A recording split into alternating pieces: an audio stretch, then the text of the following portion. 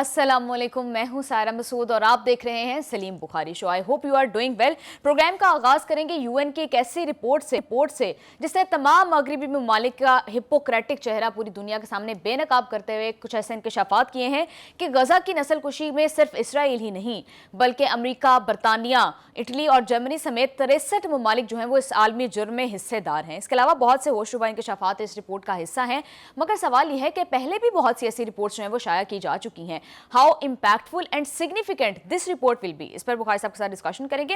In the second segment बात करेंगे पाक अफगान मुज़ाकरात 4 रोज तक जारी रहे और उसके बाद बेनतीजा खत्म हो गए। Now once again on the request of Turkey, Pakistan मुज़ाकरात के लिए एक दफा फिर तैयार हो चुका है, मगर क्या जो अहदाफ और जो ऑब्जेक्टिव्स 4 दिन के मुज़ाकरात से हासिल नहीं हो सके वो अब हासिल होंगे? क्या कोई बड़े ब्रेक थ्रू की उम्मीद लगाई जाए? इस पर बुखारी साहब के एनालिसिस लेंगे। एंड लास्टली, भारत में तब्दीली, अलहदगी पसंद जो तहरीकें हैं वो जोर पकड़ती जा रही हैं, क्या मोदी हुकूमत का शराजा बिखरता जा रहा है? डिटेल डिस्कशन के लिए बढ़ते हैं बुखारी साहब की जानिब। अस्सलाम वालेकुम बुखारी साहब, कैसे हैं आप? कैसी हैं आप? ठीक हैं सारा? मैं बिल्कुल ठीक ठाक हूँ बुखारी साहब जी। बुखारी साहब, जिस तरह की रिपोर्ट ये सामने आई है उसने तो सारे मगरबी ममालिक का जो चेहरा है वो बेनकाब कर दिया है। How important it is according to you?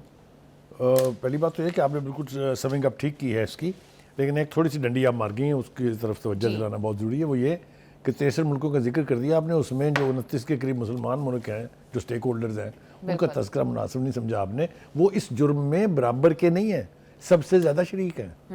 क्योंकि चलिए मगरबी ममालिक तो मुसलमान नहीं है ना, लेकिन मुसलमानों ने जिस तरह की कोलैबोरेशन की और जिस तरह की तफसीलात मौजूद हैं, मुझे तो शर्म आ रही है ऑनेस्टली। आई टेल यू, मुझे समझ में नहीं आती कि मैं कहाँ से शुरू करूँ और किस किस का मातम करूँ मैं। ये जो रिपोर्ट है यूनाइटेड नेशन की, इसने सारे धोने धो दिए हैं। मैं गोतरस से माफ़ी चाहता हूँ क्योंकि मैंने बहुत जलील किया था यूनाइटेड नेशन को भी और उनके सेक्रेटरी जनरल को भी, क्योंकि उनकी खामोशी जो है, क्रिमिनल खामोशी जिसको मैं कहता था हमेशा, उसके ऊपर मैं हमेशा सीख पा रहा हूँ। लेकिन वो कहते हैं ना कि जाते जाते आपको ऐसा काम कर जाते हैं कि जिससे आपको दुनिया याद रखेगी। ये जो रिपोर्ट है इसका कोई मुआवजना नहीं है माजी में इशू होने वाली रिपोर्ट्स पर, क्योंकि इतना कैटेगोरिकली यूनाइटेड नेशन ने ना कभी ज़बान इख्तियार की है ना कभी जसारत की है। अमेरिका बहादुर के होते हुए जिस तरह की ये रिपोर्ट है, इसने इंसानियत के कातिलों के मुंह पर तो कालक मली ही मली है, लेकिन जो उसमें किसी न किसी वजह से शरीक रहे हैं उनको भी दुनिया के सामने नंगा कर दिया कि ये इनकी हरकत क्या है। मैंने जैसा कहा कि मुझे ये समझ में नहीं आती कि मैं कहाँ से शुरू करूँ। सिविलाइज्ड दुनिया को तो डूब मरना चाहिए, क्योंकि तमाम मुल्क सब कुछ अपनी आंखों से देखने के बावजूद खामोशी इख्तियार किए रहे जी। उनको 2 साल लग गए ये पता करने में कि यहाँ नस्लकुशी हो रही है, भूख को हथियार के तौर पे इस्तेमाल किया जा रहा है। उन्होंने 1.5 साल पहले आलमी अदालत इंसाफ जो है उसके फैसले को काबिल गौर ही नहीं समझा, जिसने कहा कि ये नस्लकुशी का मुजरिम है, इसको गिरफ्तार करके पेश कराएं। वो पूरी यूरोपीय दुनिया और पूरा अमेरिका जो है वो उसको दावतें दे दे के दौरे कराता रहा और रेड कारपेट उसके इस्तकबाल होते रहे। ये तो दुनिया की हिपोक्रेसी का हाल है। इस रिपोर्ट ने स्पेसिफिक बात की है, कोई बात जनरलाइज टर्म में नहीं है, हर चीज स्पेसिफिक है। मैंने जैसे कहा कि मुझे समझ नहीं आती कि मैं कहाँ से शुरू करूँ, लेकिन आगाज फिर यही है कि shame on all of you जिन्होंने रुथलेस तरीके से ये सब कुछ इसराइल को ना सिर्फ करते देखा, करने में इमदाद फराहम की, करने में असला फराहम किया, करने में माली मुआवनत की और खामोशी धारी रखी, चुप धारी रखी। वो मैं ना कल एक फंक्शन में गया था, वहाँ मुझे मलकू मिल गए जो फेमस सिंगर हैं। तो उनका एक गाना है ना जिसने बड़ी उनकी शोहरत को भी दुआम बख्शा है। मैं आज ना फ़लस्तीनियों के हवाले से एज ए स्पोक्स पर्सन मैं कहता हूँ कि रुलते गए हैं पर चस बड़ी आई है जी। ये जो आईना है ना, ये जो सिविलाइज दुनिया के मुंह के ऊपर तमाचा है और कालक है, ये जल्दी भूलने वाले नहीं है। ये मैं बताऊँ आपको, यूनाइटेड नेशन ने वो काम कर दिया है कि ये एज ए हिस्टोरिक डॉक्यूमेंट के तौर पे समझी जाएगी ये रिपोर्ट जी। लेकिन बुखारी साहब, पहले भी बहुत सारी ऐसी रिपोर्ट्स शाया हो चुकी जिसमें ये कहा गया कि नस्लकुशी है और नेतन्याहू इसका मुजरिम है, लेकिन फिर भी, और फिर आईसीजे ने जैसे आपने बताया कि उसको डिक्लेयर किया हुआ एज अ क्रिमिनल, लेकिन कोई इम्पैक्ट प्रैक्टिकली क्रिएट नहीं होता। जब कोई करारदाद पास होने लगती है तो अमेरिका वीटो कर देता है। मैं चाहूँगा कि मैं आपको थोड़ी सी एक्सप्लेनेशन अगर आप इजाज़त दें जी। नस्लकुशी का मुजरिम नेतन्याहू को करार दिया, बिल्कुल ठीक, आलमी अदालत इंसाफ ने फैसला किया, बिल्कुल ठीक, लेकिन 63 मुल्कों का नाम लेके चार्जशीट किसी ने नहीं लगाई, वो यूनाइटेड नेशन ने लगाई है। جتنی گھمبیر تفصیل موجود ہے ہمارے پاس، اگر وقت ہمیں اجازت دیتا ہم ایک ایک چیز اس کی جو ہے وہ پڑھ کے سناتے. اتنی خوفناک یہ رپورٹ ہے. دیکھیے جناب، وہ یہ کہہ رہے ہیں کہ غزہ میں نسل کشی میں امریکہ، برطانیہ، جرمنی اور اسرائیل سمیت 63 ممالک ہیں جنہوں نے نہ صرف یہ اسرائیل کو روکا نہیں کہ آپ یہ انسانیت کا قتل نہ کریں، بلکہ اس کو امداد فراہم کی، اس کو سرمایہ فراہم کیا، اس کو وہ ہتھیار فراہم کیے جس پر ان سے پہلے امریکی صدر نے بین لگایا تھا کہ یہ اسرائیل کو نہیں دی جائے گی. تو یہ they are more guilty than even Netanyahu in a way. کیونکہ ایک تو وہ ہے، وہ تو مجرم ہے، وہ تو اسرائیل آج سے تھوڑی کر رہا ہے، پچھلی 8-7 دہائیوں سے کر رہا ہے. لیکن یہ جو سویلائزڈ لوگ جو مامے بنتے ہیں ہیومن رائٹس کے، ٹھیکیدار بنتے ہیں، ان کی جو کرتوتیں ہیں وہ نیتن یاہو سے زیادہ خوفناک ہیں. کہ آپ دیکھ رہے ہیں، آپ کی آنکھوں کے سامنے ہو رہا ہے، بچے بھوک سے مر رہے ہیں، رفح کی پٹی نہیں کھولی جا رہی ہے، بمباری مسلسل ہو رہی ہے. کہاں گئی جی وہ سیز فائر جس کا اتنا بڑا گانا گاتے ہیں ٹرمپ صاحب؟ کوئی ہے پوچھنے والا؟ یہ تو بتا دیا انہوں نے کہ جی حماس نے ایک اسرائیلی فوجی کو گولی مار کے ہلاک کر دیا ہے، جو حماس نے ڈسون کیا ہے، تردید کی ہے اس کی کہ ہم نے نہیں کیا ہے. مقامی طور پہ کوئی جھگڑا ہوا ہو تو ہم نہیں کہہ سکتے. اس کے اوپر آپ نے 200 فلسطینی مار دیے 2 دنوں میں بمباری کر کے. کسی کے منہ سے کچھ پھوٹا؟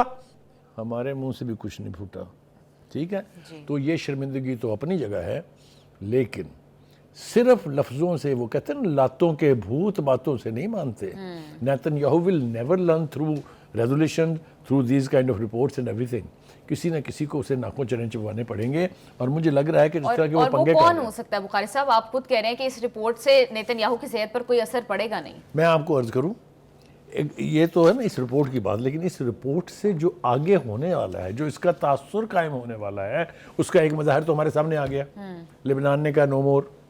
لبنان کی حکومت کبھی اسرائیلی اقدامات یا اسرائیل کی جو لڑائی تھی حزب اللہ کے خلاف، اس پر بیچ میں داخل نہیں ہوتی تھی، شامل نہیں ہوتی تھی. آج ان کا جو پریزیڈنٹ ہے، جو پہلے آرمی چیف بھی رہا ہوا ہے، اس نے کہہ دیا ہے کہ بس enough is enough, if you dare again we will resist. تو یہ رپورٹ یا اس طرح کا جو رویہ ہے اینٹی اسرائیل، اس سے فرق پڑے گا، آہستہ آہستہ پڑے گا، لیکن پڑنے والا ہے بہت فرق. لیکن بخاری صاحب، کیا آپ کو لگتا ہے کہ غزہ میں جو نسل کشی ہو رہی ہے اور جس طرح کے جارحانہ اقدامات اسرائیل اور امریکہ مل کر رہے ہیں، ان کو روکا جا سکتا ہے اس طرح کی رپورٹ سے؟ پبلک اوپینین تو چینج ہو سکتا ہے. دیکھیے 2 باتیں ہیں. پہلی بات تو یہ کہ ہم نے اپنے پروگرام میں اکثر یہ کہا کہ دنیا کی جتنی بھی سویلائزڈ کنٹریز ہیں اس میں لیڈرشپ کے رویے کو ایک طرف پھینک دیجئے آپ، لیکن وہاں کے عوام جو ہیں وہ فلسطین کی کاز کے ساتھ اٹھ کھڑے ہوئے ہیں. کوئی مجھے اس کے بارے میں نہ کوئی ابہام ہے، نہ مجھے کوئی غلط فہمی ہے. They are genuine voices. اور یہ یاد رکھیں کہ پبلک اوپینین جو ہے نا، وہ کیا سنا نہیں آپ نے کہ زبان خلق کو نکارہ خدا سمجھو؟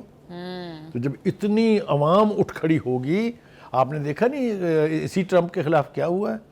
70 شہروں میں 70 لاکھ سے زیادہ لوگ نکلے ہیں اس کے خلاف. not in favor of Gaza or in favor of Israel or in favor of Palestinian. No, on the actions and deeds of President Trump himself. جی بخاری صاحب، اس طرح کی رپورٹس جب شائع ہوتی ہیں اور پھر at the same time ground realities یہ ہیں کہ وہاں پر جنگ بندی کی وائلیشنز کی جا رہی ہیں، تو پھر وہ مسلم ممالک جو ثالثی کا کردار ادا کر رہے تھے وہ کہاں سٹینڈ کرتے ہیں؟ مطلب کس طرح سے وہ ایک وار کرمنل کے ساتھ جو ہے معاہدے کر سکتے ہیں اور اس کو اجازت دے سکتے ہیں کہ وہ جو چاہے کرے؟ آپ کو نا فن آ گیا ہے مجھے چھیڑنے کا. اب آپ ذرا ان مسلم ممالک کا حال دیکھیں کیا ہے. جرمنی کے ساتھ $837 ملین کی ٹریڈ ہوتی ہے، اور اسی طرح سے مختلف یورپی ممالک کے ساتھ اور امریکن ممالک کے ساتھ. میں نے 4 نشان لگائے اس کے اوپر. اس پورے عرصے میں 2 سال کی بات ہو رہی ہے، متحدہ عرب امارات نے $237 ملین کی تجارت کی اسرائیل کے ساتھ. مصر نے $199 ملین کی، اردن نے $41 ملین کی، مراکش نے $6 ملین کی. وہ آپ اور یورپ کیا رونا روئیں گے؟ آپ اپنے مسلمانوں کا تو حال دیکھ لیں. میں نے ایک مثال اور بھی دی تھی کہ اس پورے 2 سال میں کسی مسلم ملک کو یہ نہیں سوجا کہ جو اس فلسطینی زخمی ہوئے ہیں 2 لاکھ تک جن کی تعداد جا پہنچی ہے، ان کی ایڈ کے لیے بھی کوئی 2 نرسیں ہی بھیج دیں. اور بخاری صاحب، یہ رپورٹ یہ بھی بات کر رہی ہے کہ جو امداد کے ٹرکس سے جو اماؤنٹ بھیجی جاتی تھی اس میں بھی بہت حد تک جو ہے وہ کمی ہوئی ہے پہلے سے. میں ابھی عرض کروں، میں وہ بتا رہا تھا آپ سے کہ ایک ایسا ملک ہے جس نے پورا جہاز بھیجا ریلیف ورکرز کا اور میڈیسنز کا اور دوسری کا, and that is United Arab Emirates, جس کا جہاز جو ہے اس کے ملک کے ٹائٹل کے ساتھ تل ابیب کے اڈے پر اترا تھا. کسی کے دل میں غزہ کے لیے کچھ اٹھا؟ اب آپ نے کیا سوال پوچھا تھا؟ جی بخاری صاحب میں آپ سے یہ پوچھ رہی تھی کہ بہت ساری یہ بھی رپورٹ بات کر رہی ہے کہ بہت سی امداد جو بھیجی جا رہی تھی وہ اس میں بھی بہت حد تک کمی آ گئی ہے. دیکھیے اس کے اندر بھی میں نے کہا نا کہ اس کے اندر تو بہت کمال کی ڈیٹیلز ہیں. نہ صرف یہ بلکہ انہوں نے یہ بھی کہا ہے کہ کس ملک نے کس وقت میں کیا کیا ہے, کہاں کولیبریٹ کیا ہے, کہاں اس کے ساتھ تعاون کیا ہے. میں ایمانداری سے یہ سمجھتا ہوں کہ آج غزہ کے شہیدوں کو سلام کرنے کو میرا دل چاہ رہا ہے, اور میں انتونیو گوتریس کو بھی سلام کرنا چاہتا ہوں. میں نے اس کی بڑی بینڈ بجائی ہے پورے عرصے میں, لیکن اس رپورٹ نے سارے دونے دو دیے ہیں. یہ رپورٹ آرام سے ہضم نہیں ہوگی, میں آپ کو بتا رہا ہوں. اس نے سویلائزڈ کو یعنی جو کنٹریز ہیں ان کو ذلیل کر کے زمین میں دفن کر دیا. پروگرام میں واپس آتے ہیں ایک شارٹ بریک کے بعد, ہمارے ساتھ رہیے گا.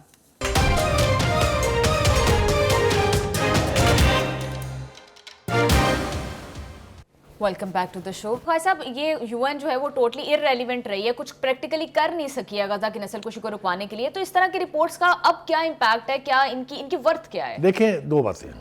ایک بات تو یہ ہے کہ ایک رول جو ادا کرنے میں یونائٹڈ نیشن ناکام رہا ہے وہ تھا پیس کیپر کا, کہ بہت ساری مثالیں ہماری اپنی لائف ٹائم میں کم از کم 2 درجن مثالیں ایسی ہیں جہاں امن قائم کرنے کے لیے, جہاں لڑائی ختم کرانے کے لیے یونائٹڈ نیشن نے اپنے فوجی بھیجے ہیں. Pakistan is very proud country جس کے 26 ایسے مشنز میں ہم شامل رہے ہیں, ہماری فوجیں شامل رہی ہیں, لیکن کسی کو نہیں سوجی, نہ کسی سیکرٹری جنرل کو سوجی, نہ ممبر ممالک کو سوجی. اور مجھے یہ بتائیں 5 قراردادیں پاس ہوئی ہیں جنرل اسمبلی کے اندر ود میجورٹی ووٹ, یعنی مخالفت میں 11 ہیں, 12 غیر حاضر رہے ہیں, 194 لوگوں نے 157 لوگوں نے ووٹ کیا, اس کے اندر کسی کی صحت پر کوئی اثر ہوا؟ لیکن بخاری صاحب یو این کیسے کچھ کر سکتا ہے, وہ تو چلتا ہی امریکن انٹرسٹ پر ہے. جب بھی کوئی قرارداد پاس ہوتی ہے امریکہ اس کو ویٹو کر دیتا ہے. بالکل ایبسلیوٹلی آپ ٹھیک کہہ رہے ہیں, آپ یہ بالکل ٹھیک کہہ رہے ہیں. اور اس ویٹو کے خلاف بھی بہت زیادہ ریزنٹمنٹ پائی جاتی ہے یونائٹڈ نیشن کے ارکان میں, کہ یہ جو آلموسٹ یعنی لامحدود اختیارات 5 ملکوں کو دے دیے گئے ہیں, یہ ٹھیک نہیں ہے. جی وہ اپنی جگہ ہے, لیکن آپ بالکل ماتم کریں, میں نے بہت ماتم کیا یونائٹڈ نیشن کا, لیکن یہ جو جاتے جاتے چھوڑ کے جا رہے ہیں نا, یہ ان کی بیڑیوں میں بیٹھے گی رپورٹ. میری بات لکھ لیں, یہ رپورٹ لے کے اس کو اب حشب کرنا آسان کام نہیں ہے. بخاری صاحب یرغمالی انہوں نے رہا کروا لیا اسرائیل نے, اور ایٹ دا سیم ٹائم جنگ بندی جو ہے وہ بھی ختم ہو گئی ہے, دوبارہ سے بمباری کی جا رہی ہے. کیا آپ کو لگ رہا ہے کہ گریٹر اسرائیل بنتا جا رہا ہے؟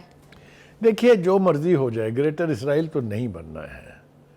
کہاں سے ریزسٹنس موومنٹ آئے گی یہ میں آپ کو اس وقت شاید نہیں بتا پاؤں گا, لیکن وہ میں ایک بات تو بہت یقین رکھتا ہوں کہ وہ ات خدا کا ویر جس کو کہتے ہیں نا, جب آپ اپنے چاروں طرف لڑائی چھیڑ لیتے ہیں تو سب سے زیادہ بیڑا غرق آپ کا اپنا ہوتا ہے.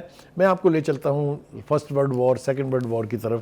جرمنی نے اگر یہ غلطی نہ کی ہوتی کہ اس نے پوری دنیا سے ایک ساتھ لڑائی چھیڑی ہوتی, تو آج بھی اس کا بت پوجا جا رہا ہوتا. تو جب اللہ کو وہ منظور نہیں تھا تو ان کی تو اوقات ہی کیا ہے. یہ جلد اپنی اوقات میں آئیں گے, آپ دیکھیے جائیے ان کے ساتھ ہونے والا کیا ہے. لیکن بخاری صاحب یہ وار تو صرف سنگل فرنٹ پر لڑ رہا ہے اسرائیل, مطلب صرف حماس کی ریزسٹنس ہے, حزب اللہ کو آلریڈی ختم کر دیا, مسلم ممالک کی طرف سے کوئی ریزسٹنس ہے نہیں, مغربی ممالک جو ہے وہ تو جو ہے وہ اس کو سپورٹ کرتے ہیں, سیریا پہ قبضہ آلریڈی کر چکا ہے.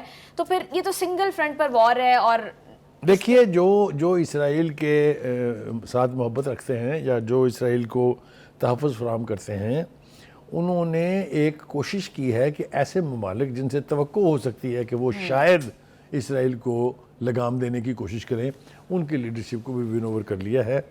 مثلا پاکستان اس میں سے ایک ہے. ٹرمپ صاحب ہمارے 2 بندوں کی تعریف کرتے نہیں تھکتے, نہ ہمارے فیلڈ مارشل جیسا کوئی ہے, نہ ہمارے پرائم منسٹر جیسا کوئی ہے. یہ اس وقت تک ہی ہے جب تک وہ اس کی بات مانتے رہیں گے.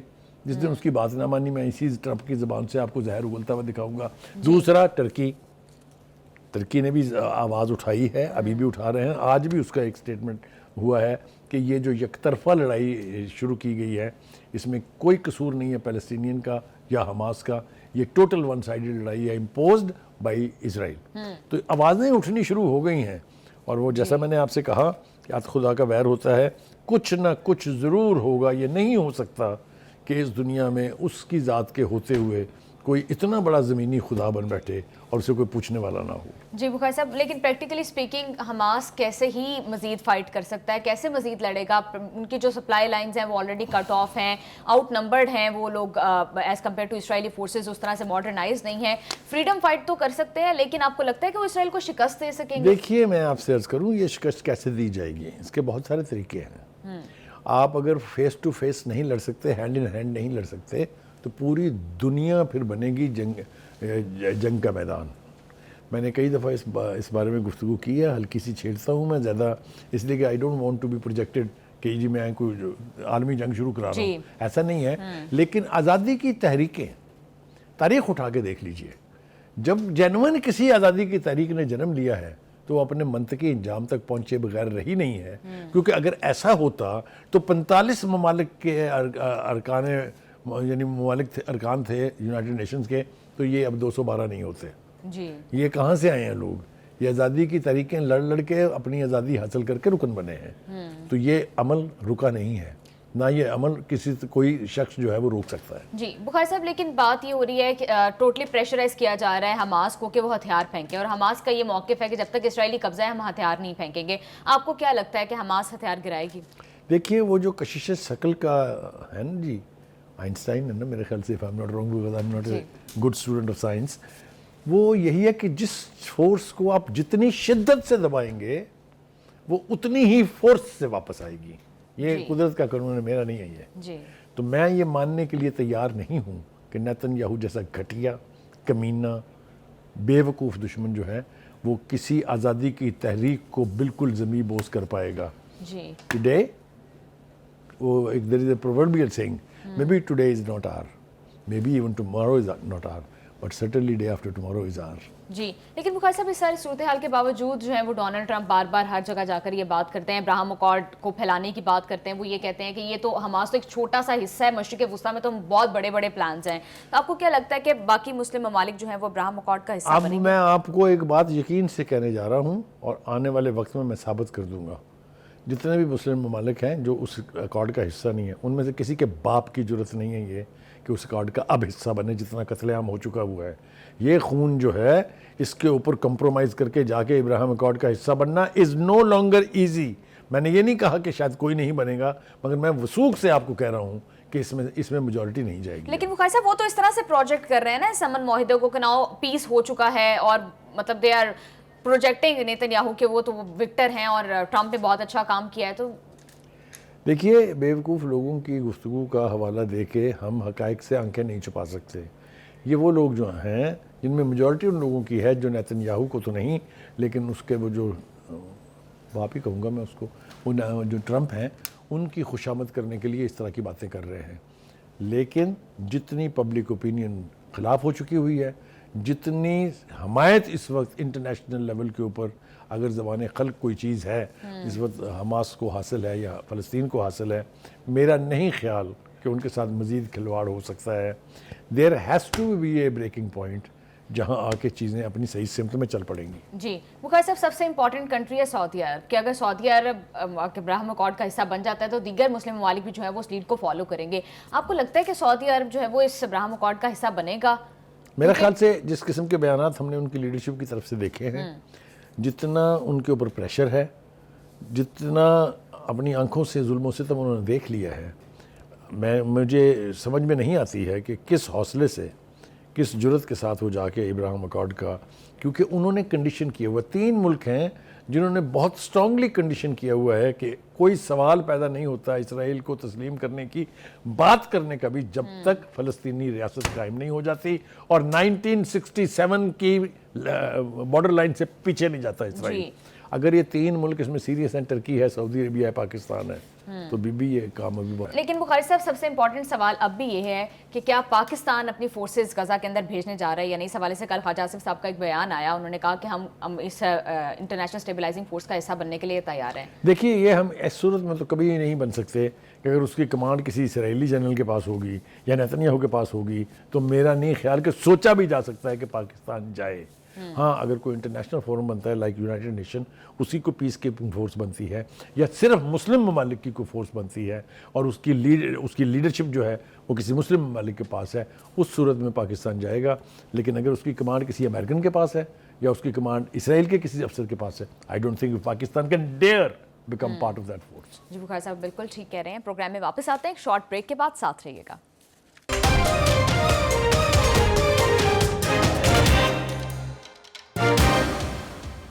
ویلکم بیک ٹو دا شو. بخاری صاحب، پاکستان اور افغان وفد کے درمیان جو ہے مذاکرات 4 دن تک جاری رہے، طویل گھنٹوں پر محیط جو ہے وہ گفتگو ہوئی، لیکن پھر بے نتیجہ ختم ہو گئے. اب دوبارہ سے مذاکرات شروع کیے جا رہے ہیں. کیا جو آبجیکٹیوز پہلے حاصل نہیں ہو سکے وہ اس دفعہ حاصل ہو سکیں گے؟ دیکھیے، پہلی بات تو یہ کہ ہم نے تو اعلان کر دیا تھا کہ نہیں جناب، ان سے ہماری بات نہیں ہو سکتی، اس لیے کہ جس قسم کا رویہ انہوں نے اختیار کیا ہے اس سے نہ کسی امن کی طرف بڑھا جا سکتا ہے اور نہ تعلقات کو معمول پہ لایا جا سکتا ہے. لیکن ہمارا ڈیلیگیشن جو ہے وہ تو ایئرپورٹ پہنچ گیا تھا واپس آنے کے لیے.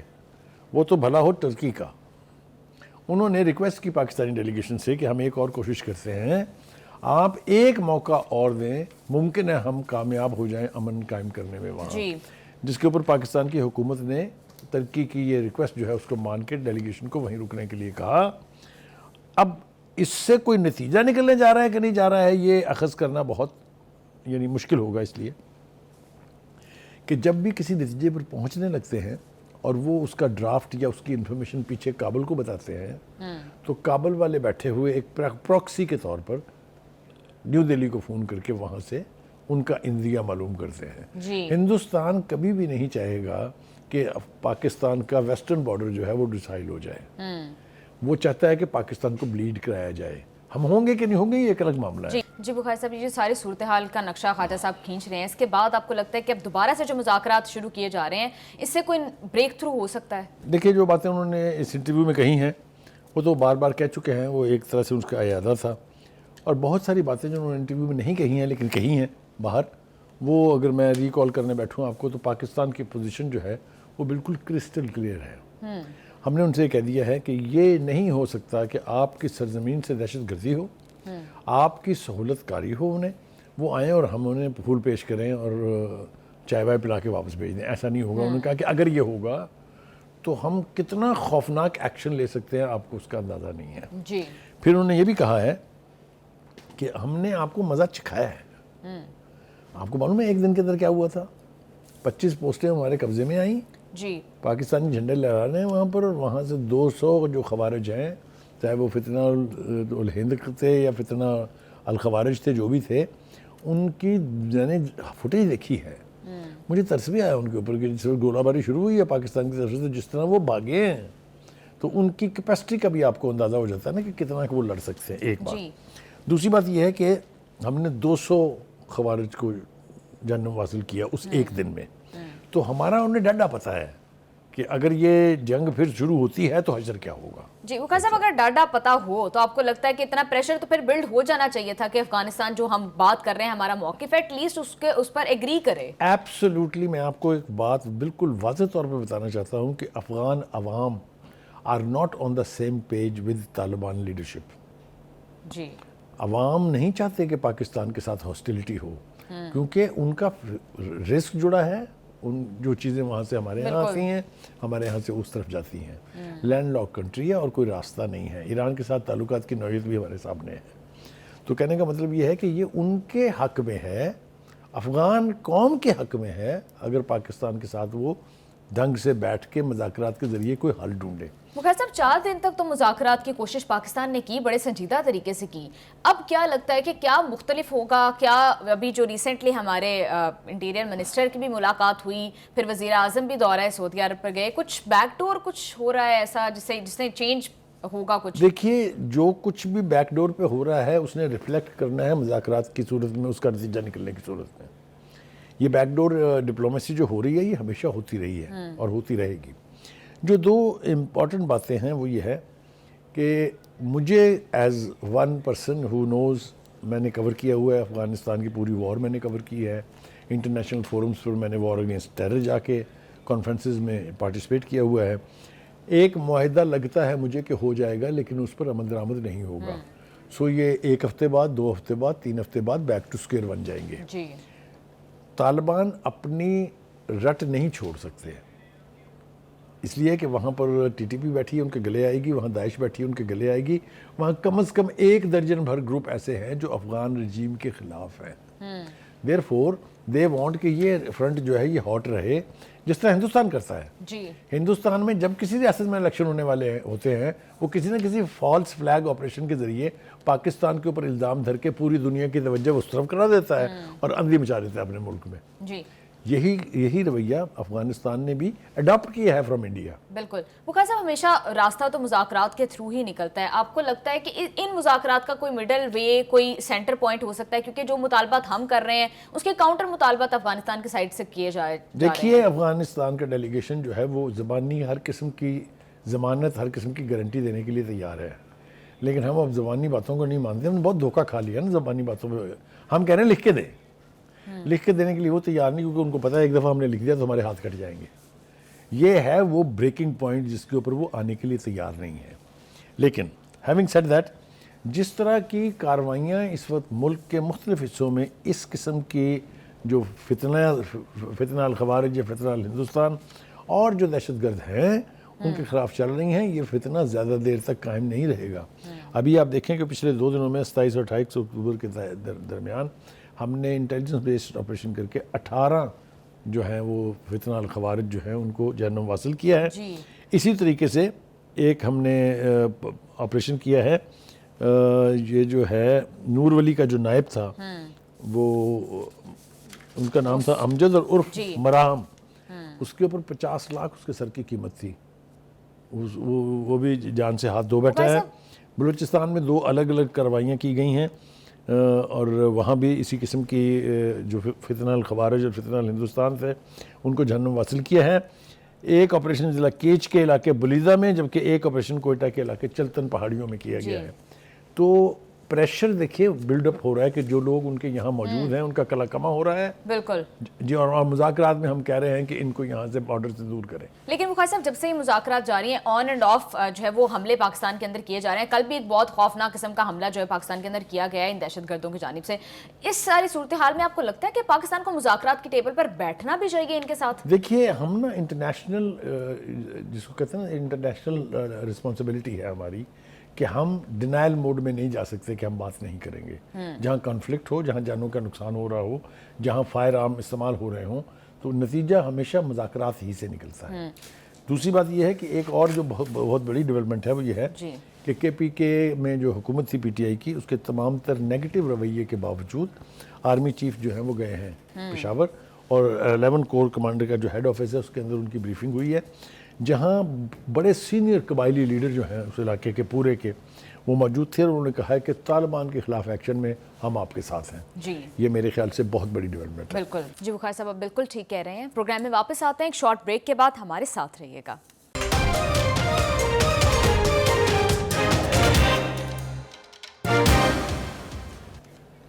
ویلکم بیک ٹو دا شو۔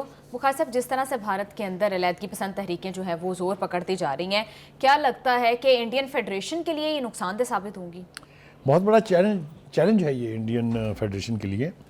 وہاں پر 26 کے قریب چھوٹی بڑی تحریکیں چل رہی ہیں جو آزادی کی تحریکیں ہیں، اور یہ جدوجہد کئی دہائیوں سے جاری ہے۔ وہاں 2 بہت بڑی جو تحریکیں ہیں، ان میں ایک مقبوضہ کشمیر جو ہے وہاں پر چلنے والی جو آزادی کی موومنٹ ہے، اور دوسرا خالصتان۔ یہ 2 بڑے علاقے جو ہیں، یہاں پر یہ جو کچھ ہندوستان کر رہا ہے وہ پوری دنیا کے سامنے ہے۔ بھارتی تجزیہ کاروں کو اگر آپ غور سے سنیں تو اس بات کا ادراک رکھتے ہیں کہ اگر ایک ریاست کبھی ٹوٹنے میں کامیاب ہو گئی تو 20 ٹکڑے ہوں گے کم از کم ہندوستان کے۔ یہی وجہ ہے کہ وہ مقبوضہ کشمیر میں اپنے آپ کو موجود رکھے ہوئے ہے at a very heavy cost. کیا قیمت ادا کرنی پڑ رہی ہے بھارت کو مقبوضہ کشمیر پہ اپنا قبضہ جاری رکھنے کے لیے، یہ جا کے بھارتیوں سے پوچھیں۔ ہیونگ سیڈ دیٹ، اس وقت جو صورتحال ہے وہ یہ کہ وہاں پر نہ ہی تو مائنورٹیز محفوظ ہیں، کیونکہ آپ ایک تفصیل سے ریکال کر کے دیکھ لیجئے، کبھی وہاں کیمپین چلتی ہے کرسچنز کے خلاف، ان کے چرچ جلائے جاتے ہیں، ان کے مسلمانوں کے خلاف تو خیر ایک پرانا زہر کھائے بیٹھے ہیں نا وہ مسلمانوں کی مسجد۔ اب آپ دیکھیں مسجدوں میں جا کے نماز پڑھنے پر پابندی ہے، یونیورسٹی میں حجاب لے کے جانے پر پابندی ہے، اور کہتے ہیں ہم سیکولر ہیں. سیکولر ہیں. ٹھیک ہے, تو یہ جو مسخ شدہ چہرہ ہے ہندوستان کا, اس کو اگر آپ عالمی سطح پر دیکھیں تو یہ نوز ڈائیو نیچے جا رہا ہے انڈیا. آپ نے دیکھ لیا حالیہ کانفلکٹ ہو یا انٹرنیشنل ارینا ہو, وہاں پر جو اس کے ٹریڈیشنل ایلائز تھے, چاہے وہ رشیا تھا پہلے, چاہے اب امریکہ تھا, وہ بھی اس کے خلاف جو ہے آواز اٹھا رہے ہیں. ٹرمپ نے جو دھمکیاں دے چھوڑی ہیں ہندوستان کو, وہ آپ کے سامنے ہیں. ہیونگ سیڈ دیٹ, جو ناگالینڈ کی جو موومنٹ ہے اس کے تو لیڈر کا ایک کا بیان بھی ہے. انہوں نے کہا ہے کہ اگر آپ نے اپنی یہ کرتوتیں جاری رکھی, یعنی ہمارے خلاف یہ کریک ڈاؤن جو آپ نے شروع کیا وہ جاری رکھا, تو پھر بہت جلد جو ہے آپ ایسا کچھ ہوتا دیکھیں گے کہ آپ کے پاس کوئی راستہ نہیں رہے گا. بخاری صاحب, ابھی آپ نے بات کی کہ تقریباً کافی عرصے سے 2-4 دہائیوں سے یہ جو ہے وہ علیحدگی پسند تحریکیں جو ہیں وہ جاری ہیں. کیا لگتا ہے کہ اب یہ اتنی اسٹرانگ ہوتی جا رہی ہے کہ مودی حکومت جو ہے وہ گر سکتی ہے اس کی وجہ سے؟ دیکھیے, ایک تو یہ کہ مودی حکومت کے زوال کے کئی باعث ہیں, بہت ساری چیزیں ہیں. جو اس کا سب سے بڑا ترانہ تھا وہ یہ تھا کہ I am a military mind in this region, میرے کی طرف آنکھ اٹھا کے بھی کوئی نہ دیکھے. وہ متھ اس کی آپ نے دفن کر دی ہے اس کے چرنوں میں کہ یہ پڑھیے آپ کی, یہ پڑھیں آپ کے رفیل, یہ ہے ملبہ, یہ تصویریں ہیں, یہ ویڈیوز ہیں. دوسری بات یہ ہے کہ اس کی جو گرپ ہے حالات پر, ہندوستان کی سوسائٹی پر جو گرپ ہے وہ ہلکی پڑ رہی ہے, اس لیے کہ مسلمانوں کے خلاف جو کچھ ہو رہا ہے, مسلمان وہاں کم نہیں ہے, 24 کروڑ مسلمان بستے ہیں ہندوستان میں. اسی طریقے سے جو باقی کشمیریز ہیں ان کے ساتھ دیکھ لیں, جو سکھ کمیونٹی ہے جو سب سے بڑی کنٹریبیوٹنگ فیکٹر ہے کہ اناج صرف پنجاب پیدا کرتا ہے اور پورا ملک کھاتا ہے, ٹھیک ہے, ان کے خلاف جو ان کے رویے ہیں اس کے لیے کسی تعارف کرانے کی ضرورت نہیں ہے, نہ کسی کو بتانے کی ضرورت ہے. Bharat stands exposed. جس طرح کے امیجز باہر جا رہے ہیں کشمیر کے حوالے سے, جس طرح سے ہر کشمیری کے اوپر 2 فوجی جو ہیں وہ متعین ہیں, آپ نے دیکھا اس کے باوجود بھی وہاں کرفیو زیادہ صورتحال رہتی ہے. بالکل. بخاری صاحب, اس دفعہ الیکشنز میں بھی بی جے پی کو جو ہے وہ بہت بڑا دھچکا لگا ہے. ان کا نعرہ تو یہ تھا کہ اس دفعہ 400 پار, لیکن 300 بھی سیٹس جو ہیں وہ نہیں کر سکے. تو بخاری صاحب, کیا لگتا ہے کہ مودی کا جو ہندوتوا کا ایک نعرہ ہے اس کو اب انڈین جو پیپل ہیں, انڈین لوگ ہیں, وہ نہیں بائی کر رہے ہیں اس طرح سے؟ دیکھیے, ایک تو یہ کہ اس ہندوتا پالیسی کی دنیا بھر میں بہت تذلیل ہوئی ہے. کسی نے اس کو انڈورس نہیں کیا ہے, کسی نے اس کو مانا نہیں ہے, نہ وہ یہ سمجھتے ہیں کہ یہ ہندوستان کے عوام کے حق میں ہے.